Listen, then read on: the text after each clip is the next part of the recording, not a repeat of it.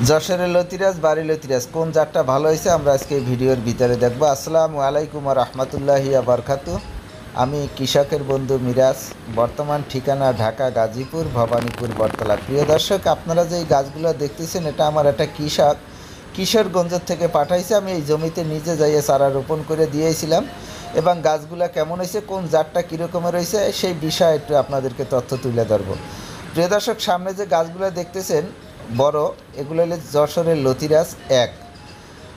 এখন এই যশোরের লতিরাজটা কাঠ এবং লতার জন্য বিখ্যাত, কিন্তু আপনার কাঠের এবং লতার জন্য যদি রোপণ করতে হয় তাহলে আপনারা বৈশাখ জ্যৈষ্ঠ আষাঢ় শ্রাবণ মাসে রোপণ করতে হবে, তাহলে আপনারা ভালো একটা প্রোডাকশন পাবেন। এই যে সামনে বাড়ি লতিরাজ এক একটা গাছ এই যশোরের পাশে দেখেন, এই গাছটায় একটু পরেই দেখাচ্ছি এই গাছটায় কী পরিমাণ লতা দিছে আর যশোরে কী পরিমাণ লতা দিছে।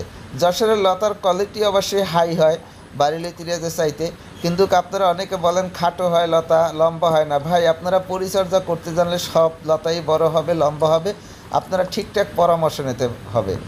এখন আমি এই যে বর্তমানে কিন্তু আপনারা এই যে বাম পাশে দেখতেছেন, এই এক পাশে যশোর, এক পাশে বাড়ি লতিরাজ। এই যে ছোটো গাছগুলো এগুলো বাড়ি লতিরাজ, আর এই বড়ো যে গাছগুলো এগুলো হলে যশোরের লতিরাজ এক। কিন্তু এর পাশে দেখেন ওই বাড়ি লতিরাজের একটা গাছ হয়েছে হাই কোয়ালিটির। এই গাছটা কী পরিমাণ লতা দিয়েছে দেখেন, বর্তমানে কাণ্ডের মধ্যে থেকেও লতা বাইরে, যেটা কপালে কালো তিলা। এই সাইড দিয়ে বাড়ি লতিরাজ আর পাশে যশোরের লতিরাজ।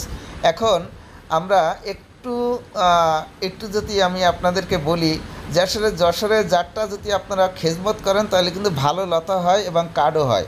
কিন্তু বাড়ি লতিরাজ যে জাতটা, এটা কাঠের জন্য বিখ্যাত না, এটা মোটামুটি লতার জন্য বিখ্যাত। এই কথা কেন বলি আমি, কারণ এটার কাঠ চিকুন হয়, যশোরে এটা কাঠ অনেক মোটা হয়, লম্বা হয়, এবং যশোরে যদি খেজমত করতে পারেন তাহলে ভালো লতি আপনারা ফলন ভালো পাবেন ইনশাল্লাহ। এখন বিষয়টা হলো কি, আপনারা অনেকে মনে করেন যে চারা নেন কিন্তু আমাদের কাছ থেকে পরামর্শ নেন না। পরামর্শ না নিলে আপনারা সঠিক তথ্য পাবেন না এবং আপনারা ক্ষতিগ্রস্ত হবেন। দেখেন, আর যশোরের বৈশিষ্ট্য হলে যশোরের লতার থেকে লতা হারভেস্ট করতে হবে, অর্থাৎ যশোরের লতা কাটতে হবে, না কাটলে আপনি ভালো ফলন পাবেন না।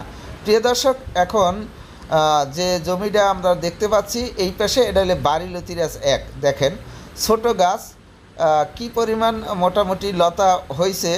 এতটুকু গাছে 2 মাস হয়তো গাছটার বয়স হয়েছে।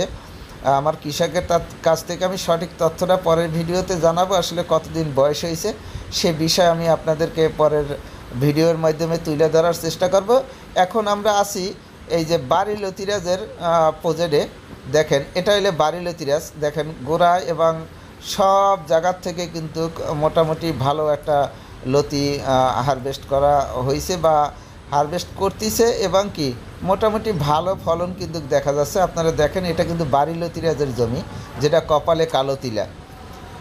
যারা বলেন যে ভাই লতি, আমার লতির দরকার, কাঠ ভালোর দরকার না, তারা এই বাড়ি লতিরাজ এক, যেটা কপালে কালো তিলা, এটা রোপণ করবেন। আর আমি এই চারাটা দিয়েছিলাম কিশোরগঞ্জে, এটা বড় একটা প্রজেক্ট, আমি নিজে চারা নিয়ে গেছিলাম এবং যাই আমি চারা রোপণ করে দিয়েছি। দেখেন এখন কিন্তু গলির মধ্যে যেটা দেখতেছেন এই পাশ ওপাশ দোনো পাশে বাড়ি লতিরাজ এক, যেটা লতার জন্য বিখ্যাত এই জাতটা।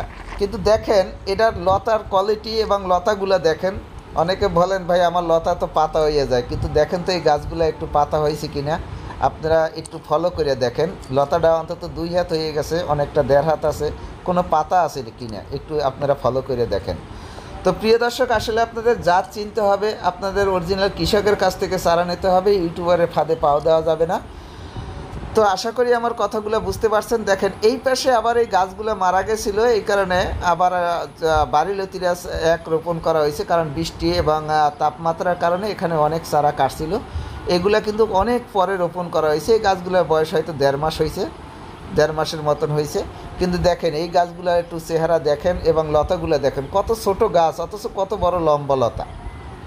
এখন আমি সব কিছুই যাই বলেন না কেন, আপনারা যদি জাত না চিনেন তাহলে ক্ষতি।